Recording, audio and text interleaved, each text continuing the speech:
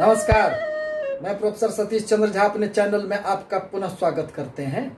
आपसे निवेदन है कि संपूर्ण वीडियो देखने के बाद ही किसी भी निर्णय पर पहुंचना आवश्यक होगा।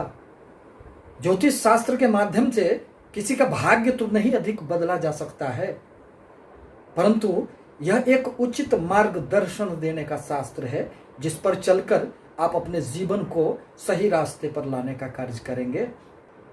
2020 में दो बड़े छाया ग्रह राहु एवं केतु का राशि परिवर्तन होने जा रहा है और जब भी राहु एवं केतु का राशि परिवर्तन होता है तो प्रत्येक व्यक्ति के जीवन में कुछ न कुछ उलटफेर अवश्य ही होने की संभावनाएं बढ़ जाती है, क्योंकि राहु एवं केतु तो एक क्रूर एवं विच्छेदात्मक ग्रह माने जाते हैं जिनके प्रभाव से कभी तो जीवन में हमें बहुत सारी इच्छाएं पूर्ण होती है और कभी हमें अनेक प्रकार की समस्याओं से जीवन में गुजरना पड़ता है।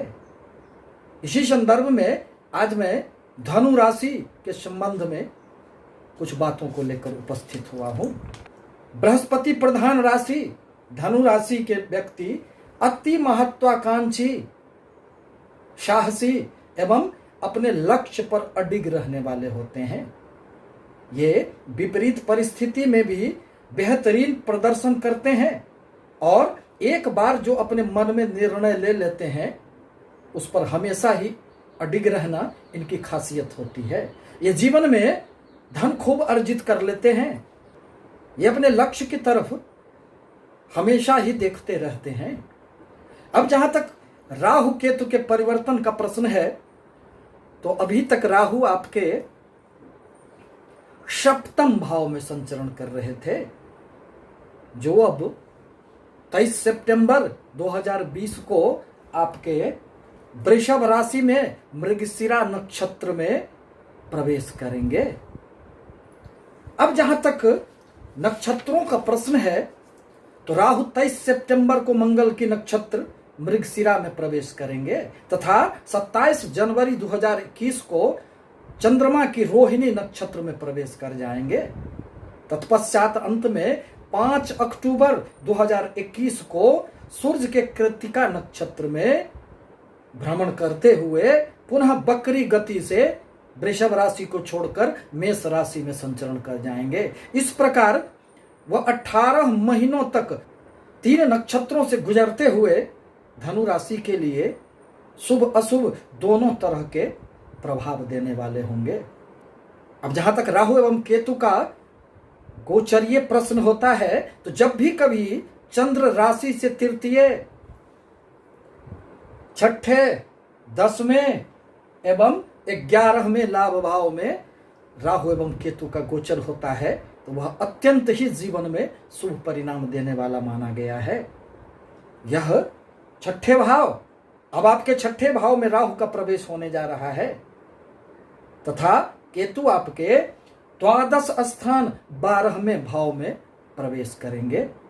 छठे भाव प्रतिस्पर्धाओं का भाव होता है, यह ऋण का भाव होता है, यह शत्रुओं का भाव होता है, यह व्याधियों का भी भाव माना गया है।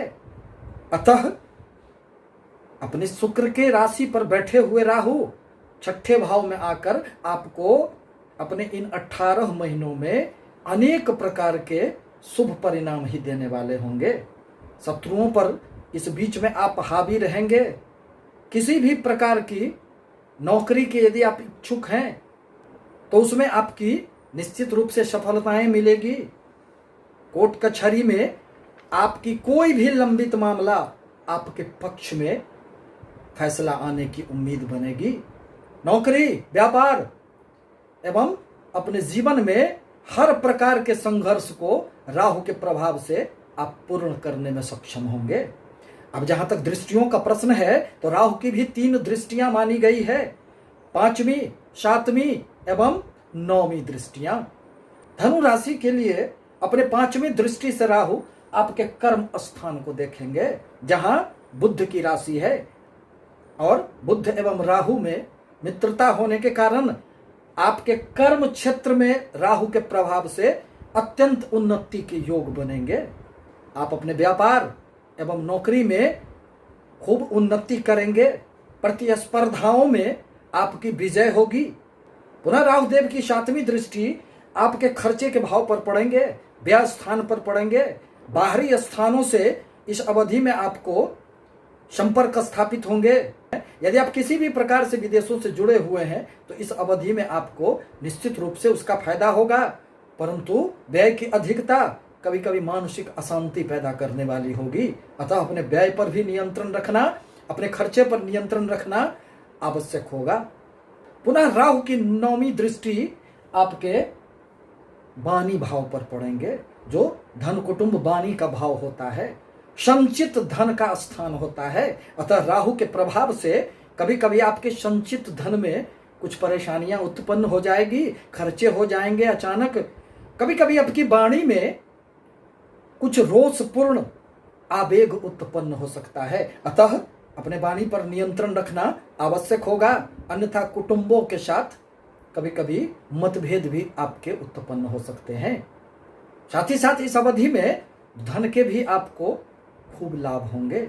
अब जहां तक नक्षत्रों का प्रश्न है तो सर्वप्रथम राहुदेव मंगल के नक्षत्र में प्रवेश करेंगे और धनु राशि के लिए मंगल अत्यंत ही कारक ग्रह माने जाते हैं। वह पंचम स्थान के स्वामी बनते हैं। परिणामतः इस अवधि में आकस्मिक लाभ की संभावनाएं बनेंगी, संतानों से सहायता प्राप्त होगी एवं आपके संतान इस अवधि में उन्नति करेंगे। परंतु प्रेम प्रसंगों के लिए यह राहु का गोचर आपके लिए बहुत अधिक शुभ परिणाम देने वाला नहीं होगा। पुनः राहुदेव चंद्रमा के नक्षत्र में प्रवेश कर जाएंगे और चंद्रमा आपके 8वें भाव के स्वामी बनते हैं, जो आकस्मिकता का भाव होता है, और राहु स्वयं आकस्मिक ग्रह माने जाते हैं। यह कभी भी कोई भी अनायास ही फल देने का कार्य करते हैं। अतः इस अवधि में कुछ मानसिक अशांति आपको रह सकती है, परंतु पैतृक संपत्ति का आपको लाभ मिलेगा। किसी भी प्रकार के रिसर्च क्षेत्रों में यदि आप जुड़े हुए हैं तो उसमें आपको निश्चित रूप से सफलताएं प्राप्त होगी। गुप्त रूप से धन प्राप्ति के भी संकेत प्राप्त होंगे एवं किसी भी प्रकार की गुप्त विद्याओं के प्रति आपके मन में एक जिज्ञासा उत्पन्न होगी। पुनः राहुदेव अंत में सूर्य के नक्षत्र में प्रवेश करेंगे और सूर्य आपके भाग्य स्थान के स्वामी बनते हैं। परिणामतः राहुदेव उस अवधि में आपके भाग्य को भरपूर साथ देने वाले होंगे। भाग्य के बदौलत आप अपने कर्म को अत्यधिक ऊंचाइयों पर ले जाने का कार्य इस अवधि में कर सकते हैं। नौकरी, व्यापार, हर क्षेत्र में आपको अपने कार्य में निश्चित रूप से सफलताएं प्राप्त होगी। यदि किसी भी प्रकार की नौकरी में पदोन्नति आपकी रुकी हुई थी तो वह भी इस अवधि में पूर्ण होंगे। अतः यदि राहु का किसी भी प्रकार का नकारात्मक प्रभाव आपके जीवन को परेशानियों में डाल रहा है तो राहु के मंत्र का जाप करना आपके लिए आवश्यक होगा। धन्यवाद।